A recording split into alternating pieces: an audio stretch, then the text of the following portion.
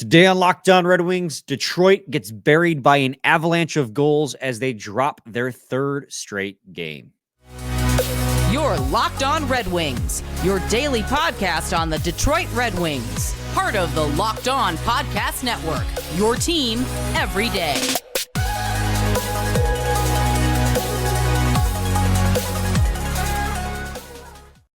Welcome back to the Locked On Red Wings podcast. We are your hosts, Brian Fisher and Scotty Bentley. I'm a podcast producer for the daily JAWWJ News Radio podcast. Well, Scotty's a host over at Locked On Tigers, as well as a freelance journalist for the Detroit News. And this is an episode we'd rather not do at this point, but we're so far into the night that it feels like it'd be a waste of our evening to not at least talk about it. Red Wings get absolutely throttled by the Colorado Avalanche. Losing their third straight game, falling 7-2 in Colorado to kick off a 4-game road swing, and was not an encouraging game to say the least, huh, Scotty? Yeah, first off, your cold opener is really good today. That was creative. That's going to be the title. That. But yeah, man, it's 1 a.m. and we just lost 7-2. Not in a really chipper mood, if we're going to be completely honest. That sucked. And I'm tired. That was really brutal. They obviously it was 2-2 after one, and then they just kept applying pressure, and the Wings just had zero. And when I say zero, I literally mean zero answer for the Avs offense, and they kept pace the entire game, which was the most amazing part to me. Like they had 30 shots or 29 shots, basically 30 at like the halfway mark in the game. And then they had 40 just about at the end of 2. And then they had 50 with like 10 minutes left in the game. And then they finally, trailed off there in the last 5 or 6 minutes and the pressure kind of subsided. They end with 54 shots on net in this hockey game and 7 goals against. Maybe the best 5 goal against and 5 goal against and pulled after 2 periods performance from a goalie I've ever seen in Alex Lyon. Yeah, man, just absolutely an onslaught of just continuous shots on net. And the scariest part was not only was it a high number in quantity, but every single one you held your breath for and thought it was going to go in. Well, and a lot of that has to do with, in my opinion, with who I feel were the difference makers in this game. And Scotty, there are two blatantly obvious difference makers in this game when it comes to players. So I'm gonna let you name one, and then I'll go ahead and name the other one. Well, that's the thing too. Is like, I know we were talking about it during the game. Yes, obviously, I guess I'll take, I don't know, flip a coin. I'll take Cal Makar. I guess you can take MacKinnon. But, from the Wings' perspective, like, they had zero answer for that line specifically. Obviously, the team, but that line specifically, when those 4 or 5 guys were on the ice, the Wings had zero answer the entire game. And Makar, obviously, with the Hattie. MacKinnon, obviously, what did he have? 2, 3, 4 points. Just unbelievable stuff. Well, there's not a lot of teams in the league that have answers for MacKinnon and Makar, right? Yeah. MacKinnon, it's a second straight season over 100 points. Makar's a Norris Trophy defenseman. These guys are legit 2 of the best players in the NHL. It's like what we saw against Edmonton last month, right before the 6-game win streak, in fact, when Connor McDavid put up 6 assists. There's not a lot of teams in the league that have answers for these guys, but that also doesn't mean they had to go out there and embarrass you either. Nathan MacKinnon, not every team gives up 54 shots and 7 goals to the Avs, though. And not every team gets 6 assists hung on them by McDavid, though. Well, right? I think it's just the dominance of that top line and top pair. It was Makar's first career Hattie. Which felt so crazy. Yeah, that's a wild stat. I wouldn't have guessed that. But MacKinnon had 3 points in this game. Or I'm sorry, he had 4 points in this game. He had a goal and 3 assists. Makar, 4 points, 3 goals, and an assist for himself. And that's those two combined are the big difference maker for this team. And to put an emphasis, to put an exclamation point on how dominant they were, when it comes to shot attempts, we talk about how they had how many shots? 54 shots in this game or something ridiculous like that. 54 shots. Nathan MacKinnon, Mikko Rantanen, and Arturi Lehkonen are that top line for the Colorado Avalanche. They were out there at 5-on-5 for 38, 36, and 35 shot attempts for, and only 9 against for all 3 of those. And Cal Makar was out there for 29 shot attempts for and 14 shot attempts against. Like, this Colorado Avalanche team is just so elite at the top of their lineup that the Red Wings, especially with Dylan Larkin missing, got so exposed in this hockey game. And that's something we'll talk about too, right? Like in segment 2, about how the defense just got incredibly exposed. But like, it's so hard already to contain those. And when you're a team like the Red Wings, who relies a lot on depth, but does not have your own superstar, and like Moritz Seider had a really rough game, and we'll talk about that too. But Moritz Seider is one of those guys who I think can be a superstar in this league in the back end. It's really hard, though, without a superstar right now on this team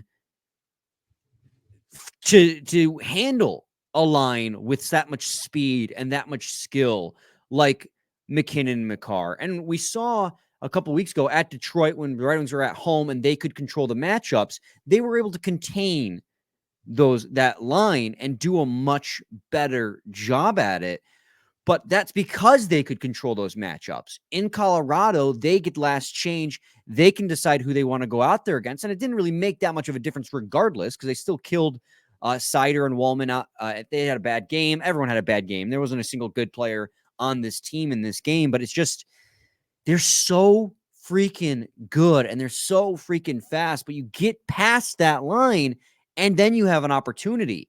And the Red Wings were able to expose that in the first period. In the second half of they scored first early, and then they scored again in the second. They were able to expose that early in the first, but then periods 2 and 3, it just, the constant barrage from that top line, they could not break through anymore. And that's just, they're so dang good. It's infuriating, Scotty. Yeah, they are really good.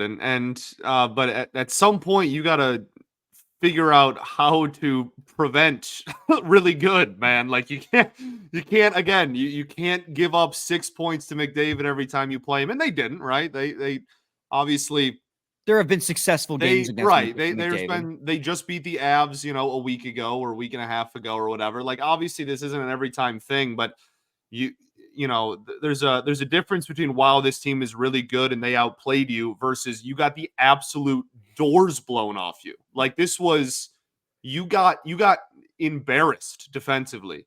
Like, that was a nationally televised hockey game, and the Avs were on pace. Second in a row by you that you got exposed on national TV.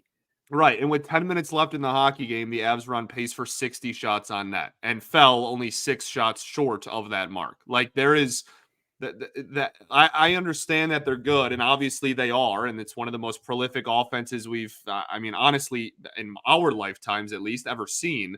But this is again, there's a big difference between, wow, that's one of the best teams in hockey, like we got beat tonight, versus you got absolutely flattened. You got again, just like completely thrown out of the arena.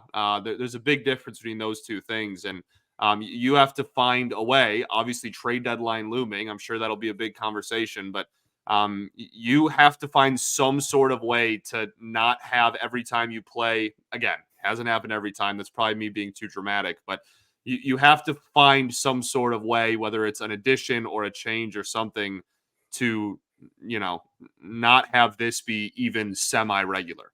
Yeah, I mean, and that kind of goes into our conversation that I want to have in segment 2, and you want to have, actually, you pointed it out before we recorded. You wanted to talk defense about the team defense. I've been correct. They're inherently tied, so I guess more pivoting, just talking specifically about the response to that. But anyways, we'll talk about that in segment 2 of Locked On Red Wings. Got to talk to you guys today about Indeed. No matter how the last game went, wow, that's a crazy start to this read. Anytime you take the field or take the ice, you got a shot at greatness. Give your team the best shot at winning by recruiting more MVPs with Indeed. If you're hiring, you need Indeed because Indeed is the hiring partner where you can attract, interview, and hire all in one place. And Indeed is the only job site where you're guaranteed to find quality applications that meet your must-have job requirements.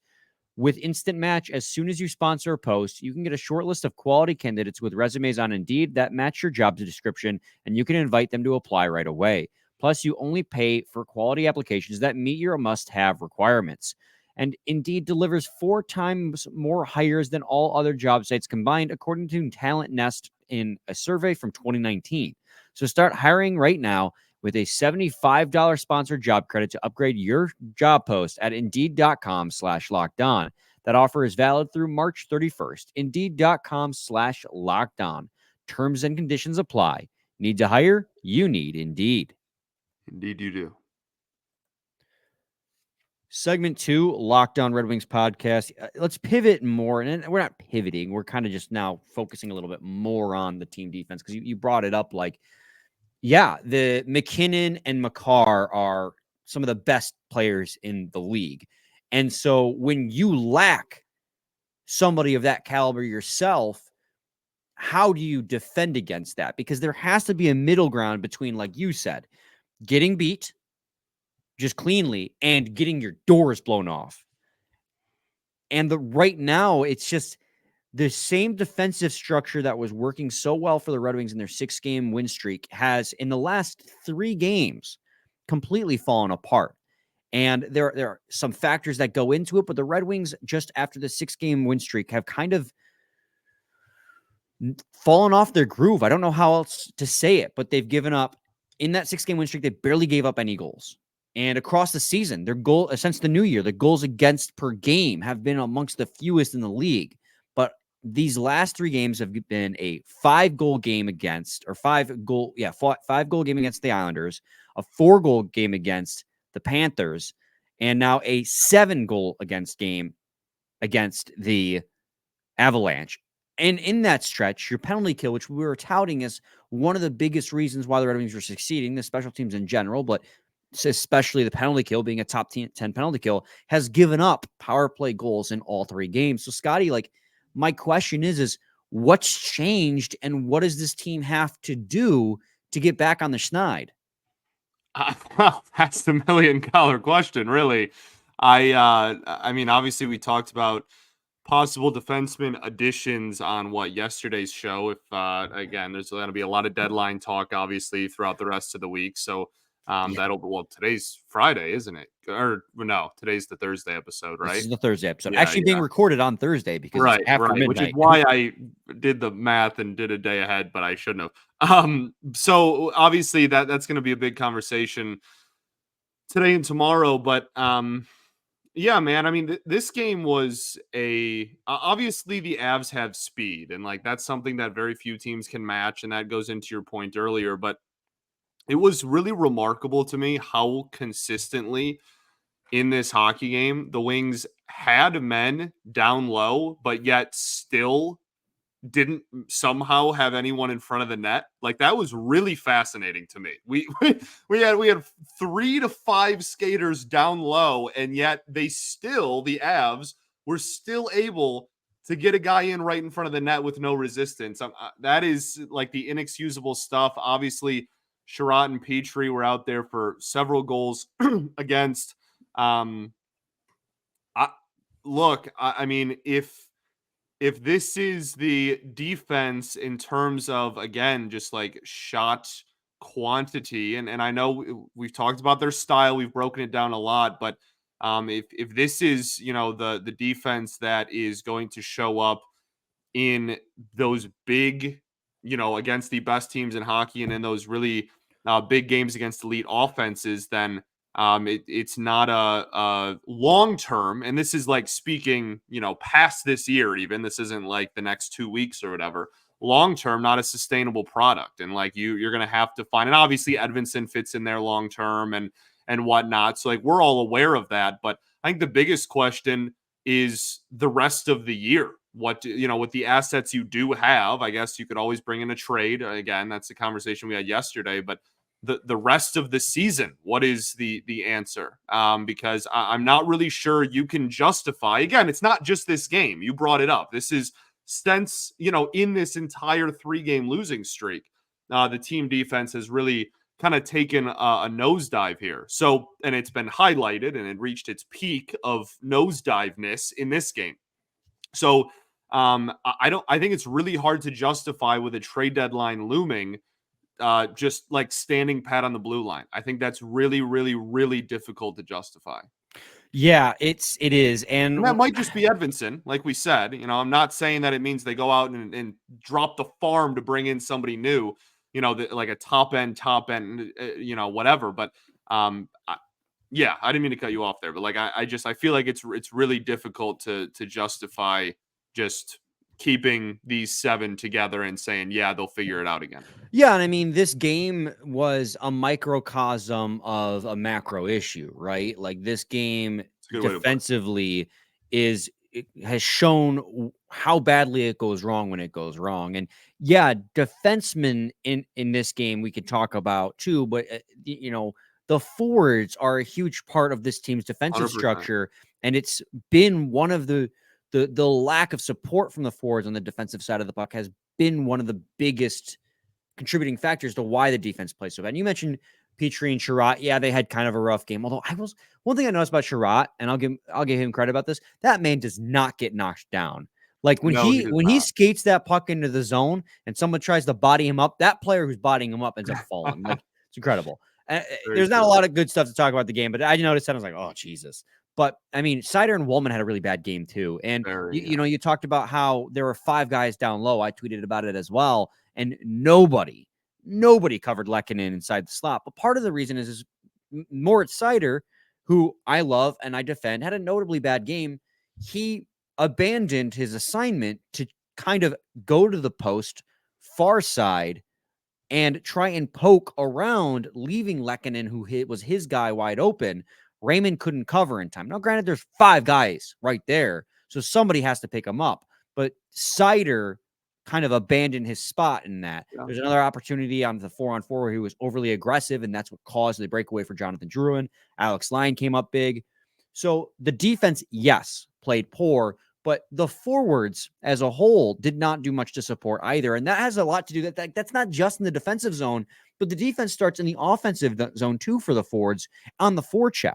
And this team, when they struggle and when they're dominated, it's because they are not the team that is pressuring the other team in the offensive zone or winning those battle races to the puck or winning the battles in the corners in either zone. And that is a big against a team like the Panthers, who bullied you with their physicality and their skill, or a high offensive team like the Colorado Avalanche, who are just speed and skill.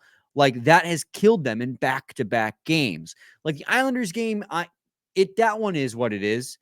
You were on a 6-game win streak. You had to come down off of it eventually. And I understand the last 2 games were against the cream of the crop in the NHL, but you got to rise to the occasion, right? Even with Dylan Larkin out. And so while I understand in one aspect, these are the best teams in the NHL, 2 of the best teams in the NHL you just played and lost to, I also want the Red Wings, who are serious about trying to make the playoffs this year, to rise to that occasion and not get blanked 4-0 and then not get their doors blown off 7-2. And so a big part of that starts with the forwards also winning those races to the puck, winning the battles for the puck in the corners. And they just haven't done that, or, covering their assignments in the defensive zone. So there's any sort of resistance on zone entries would be just awesome, dude. That was maybe one of the most Swiss cheese, like blue line zone entry. And again, that's not just defensemen. That's whole team at some point. Like there was zero resistance to enter your zone. And that's, again, been a thing. Really, that's honestly been a thing kind of all year. Like even when they were playing really well and winning games, that has been something we've talked about a lot. This team is not afraid to give up a high quantity of shots. And so zone entry has not exactly been their strong suit really all year. And No. obviously, again, it reared its ugly head in a very bad way in this one. And that's where the speed of the Colorado Avalanche and the lack thereof of the Detroit Red Wings really got exposed. When they're coming with that much speed, what it does is it forces the defenseman to either step up and try to make a play at the blue line where they're more than likely going to get burned, especially Risk getting burned or step back and just let them enter. Yeah. And let them enter. Yeah. And because Sherratt and Petrie in particular, I noticed it a lot against them, and it's not me picking on them in particular, but they're not a fleet of foot pair. And because Colorado controls the matchups and can control the ability of putting them out there against that pair, they can burn them that way. Now, I thought Sherratt did a good job overall of pushing those dangerous areas to the outside on the zone entry. But once they got the zone, like they established themselves and it was over. So yeah, they get set in 4 seconds and then you're done. And then the Red Wings get hemmed in because they're not winning they're not breaking up the passes and they're not winning the board battles. And so by the time they get it out of the zone and break down the ice, they're tired and have to change. And then the cycle starts all over again. That's how the game went, because that high-powered offense and that speed driven by those top two players just killed them. The Red Wings didn't have a response, which begs the question, and you kind of touched on it there, Scotty, and I want to talk about this in segment 3, is like, how much added pressure does this put on the Red Wings come the trade deadline? Like we talked about it before we started recording. Like, some people are comparing this to last year's Ottawa game, this 3-game lose streak, to last year's Ottawa series, and I disagree. I think that there is a set course of action that needs to be taken here ahead of the deadline, and I want to talk about that in segment 3. So stay tuned to Locked On Red Wings.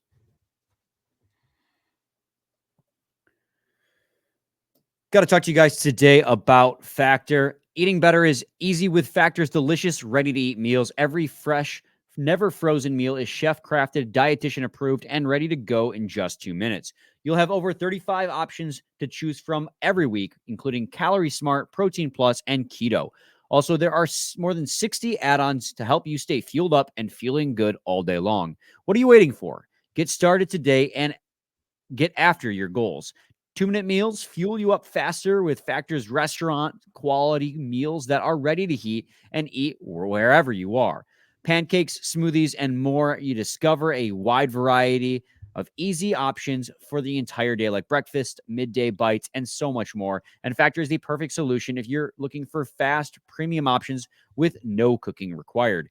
Yes, if you sign up and save, they've done the math. Factor is less expensive than takeout, and every meal is dietitian approved to be nutritious and delicious. Head to factormeals.com/lockedon50 and use code LOCKEDONNHL50 to get 50% off. That's code LOCKEDONNHL50 at factormeals.com/lockedonnhl50.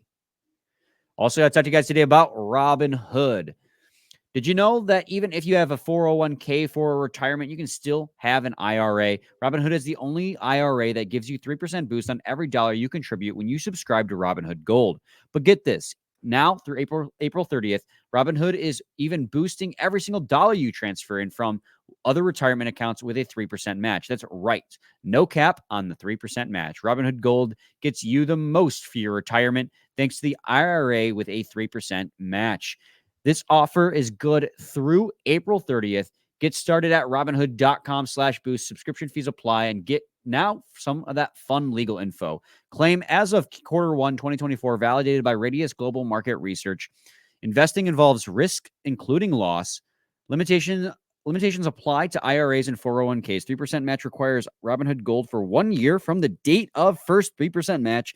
Must keep Robinhood IRA for 5 years. The 3% matching on transfers is subject to specific terms and conditions. Robinhood IRA available to U.S. customers in good standing. Robinhood Financial LLC, member SIPC, is a registered broker-dealer.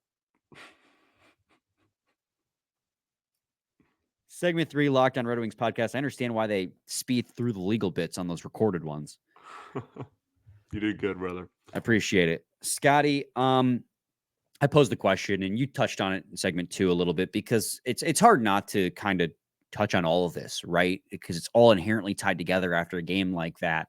But, you know, a lot of the trades we had proposed and talked about have happened. You know, a lot of the guys that we wanted are already off the board. The dam broke on Wednesday with the deadline on Friday, and you're looking around the market and you're wondering who's left available.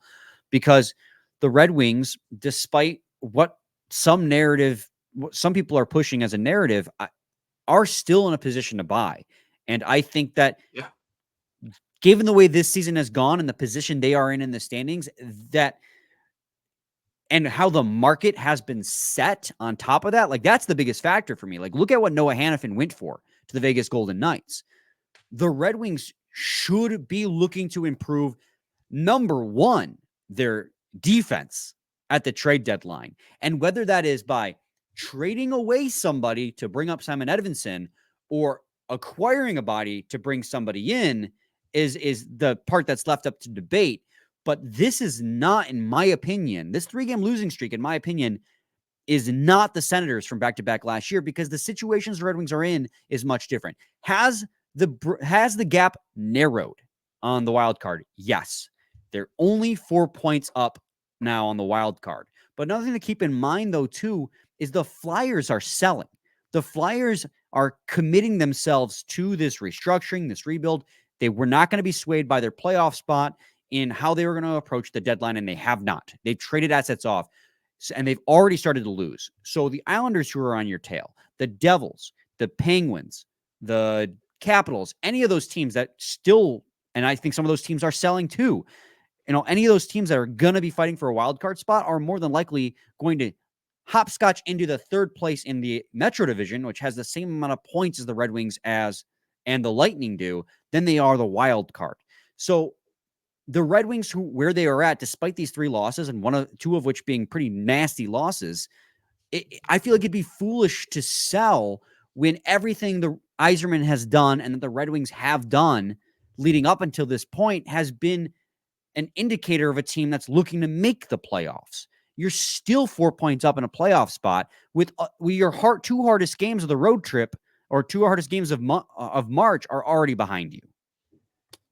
Yeah, we're lockstep on this one. I know that that's obviously going to be a big talking point, and already has been a big talking point. A lot of people are making that comparison. I'm completely with you. I don't think that these 3 games are, oh my goodness, we're going to sell now. I understand that the optics of losing 7-2 the game before the trade deadline is very, very similar to last year, but the Wings are in a different situation than they were last year outside of, again, the on the ice may look the same, but off the ice, they're in a different position than they were last year. And I think it would be a wild decision. Like it would be and again, maybe, I have pie on my face here, and we are on the show on Monday, and we're talking about how stupid this sounds, right? I've been wrong plenty, but like, it would be such a wild decision to me for this team with a 4-point cushion in the wild card. And to your point, one of those teams, well, not the wild cards, but Philly, obviously, who's in that picture, is likely going to fall out if they continue to can sell, which they already have. But even like that aside, just like a 4-point cushion in the wild card at the deadline, and a team that is young and has gotten better each of the last 3 years, to like pull the plug on that and to say, you know what, we lost and got blown out by the Avs, who, by the way, are the best team in the NHL at home. They have the best home record in the NHL. I don't think that should be the bar. I don't think that they're going to look at the Avs game alone and be like, well, best home team in the league, we got crushed. Like, that's, we didn't hand the Avs their 7th regulation home loss of the year. So, we have to start from scratch and blow this, not, I guess not blow it up, but go into sell mode for this season. That would just be a really, really wild decision to me when you're actively in a playoff spot at the trade deadline. Yeah. And I mean, go back a month, right? Rewind the clock a month. And we're talking about the Red Wings need to either stand pat or soft buy at the deadline. And so if you're listening to us now, you're like, okay, that's a change in tune. But that was before these trades started happening. And you're seeing how low the bar is for some of these trades. Like the the Noah Hannafin trade, for instance, they got the first round pick that they wanted, but it was a conditional 2025 first round pick, a conditional 2025 third round pick, and defenseman Daniil Miramanov, who apparently has a new contract extension coming his way with Calgary now that he's a Calgary Flame, while the Flames are retaining 50%, and the Flyers, who, by the way, helped broker that trade, retain another 50%. So Vegas got him for a first-round pick and are only paying and a third-round pick, conditional picks at that. Yeah. I mean, it's for 1 point whatever million. And I understand that the big reason that someone like Yzerman probably was out on a deal like that is because if he gets Hannafin, he wants to extend Hannafin to be part of this window in the future, where Vegas is more desperation, win now, you want to go back to back, win more cups. So, but you look at that return and you just think, dang, that's not a huge return for what is probably the prize of the trade deadline, at least on the back end, because top tier defensemen are hard to come by. Yeah. And so that changes the conversation for me. You know, you look at what these defensemen are going for, and yeah, now they're less impactful defensemen are available. I like Chychrun, but he's not a defensive defenseman. He doesn't help the Seider and Wallman situation at all. But like, you got to go out there and do something. And again, it just, even if that's to improve your top four. If you're serious, you have to improve your top four. It's really as simple as that. This is obviously Seider and Wallman have worked really well together. We've highlighted them over the last season and a half and the strides they've taken. They obviously did not have a good game in this game on Wednesday night, but they've been really solid this season, and we've defended them. If you're serious about, you know, and obviously standing pat is, I guess, always an option, but I think you're in a position to soft buy, as we've talked about. You have to improve, right? Your second defensive pair being Sherratt and Petrie. I think that is like very clearly the elephant in the room if you're looking at blue line. If you want to go get a solidified top six winger as well, I'm not going to stand in the way of that conversation, because I think that is something that, you know, the team has, with Larkin healthy, 5 top six forwards that are kind of set in stone. So there's obviously one there. We've talked about this all week, but I mean, like if there's one area you want to point to and you're like, what's one thing we can improve and not give up a ton so we're not buying, 80 people at the deadline? What's one thing to improve? It's top 4 on the blue line is very, I think, easily, at least in my head. Obviously, different opinions welcome, but like I don't think there's any question in my brain that if you have to buy something, it should be top 4 defense. And like, if standing pat is the decision, he goes because Yzerman doesn't think, and I agree that Red Wings are not so desperate. Like, that's the big difference, right, between where the Red Wings are at and where a team like the Golden Knights are at. Like, Red Wings are not desperate to make a move because they understand that they're still on the up and up. This is not their cup winning window. What the Red Wings are trying to accomplish this season, at least from my perspective, and what teams like the Golden Knights are trying to accomplish are completely different things. The Wings are trying to snap a playoff drought and learn how to win. The Golden Knights are trying to win a Stanley Cup. Yeah, so there's a different level of desperation there. But, so if we stand pat, like, I'll be bummed because I think that this team, you need to buy if you're serious about making the playoffs. But I would understand that you're looking at the long-term outlook of the team. And that's why I really want them to make a change. Scott, the conversation is kind of running long here because we just have so much to say with this game in terms of the deadline approaching. But I just want to rapid fire a couple things off, a couple quick thoughts that we couldn't really expand upon. And we have tomorrow's episode to do that as well. But Alex Lyon, he got switched out after 2 periods.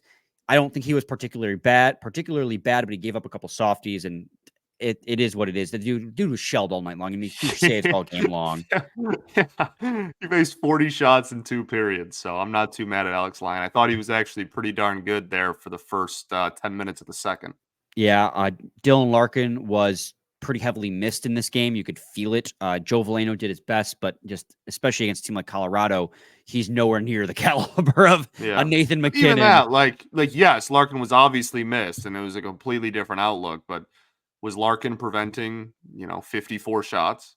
No, he was not, but he would definitely help. And 2 big game-changing moments we didn't talk about, and I definitely want to mention it, is the Red Wings were up 2-1. Moritz Seider gets a delay of game penalty on a puck that gets cleared off of a stick, which I thought, correct me if I'm wrong in the comments, because this I actually don't know the answer to, but I'm pretty sure when it comes to delay of games, you can review if it went off, if it got deflected. And it very clearly on a rebound or on a replay to me got deflected off of a shaft of a stick on its way out. They gave Seider the penalty. They scored, tie it up 5 seconds in. And then in the second period, Olli Maatta with a dumb retaliation when the Red Wings are going to go on a power play when they were 1 goal down, makes it 4-on-4, neutralizing any potential power play because what was the guy's freaking name? I don't even remember. Someone can remind me, but he lured Maatta into a retaliation. And as soon as Maatta popped him, he dropped to sell it. And it's just like, those are 2 key plays that could have changed the outlook of the game had they just not been called the way they had, or Maatta had not been dumb.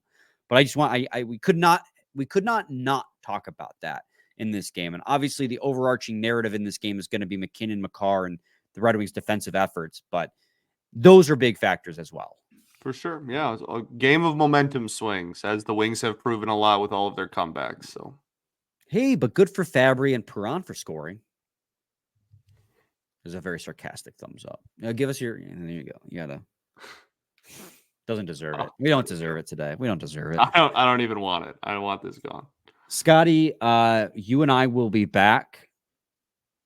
Well, we'll talk about it. We'll be back with a new episode. There'll be a Friday episode, but I want to talk to Scotty about it off the air. So stay tuned for that. Any final thoughts? You know what, man? It's important in days like today. It's important that we remember that we do in fact ball. We do in fact ball. So stay tuned for Friday's episode. Same time, same place. It's your team every day. Every day.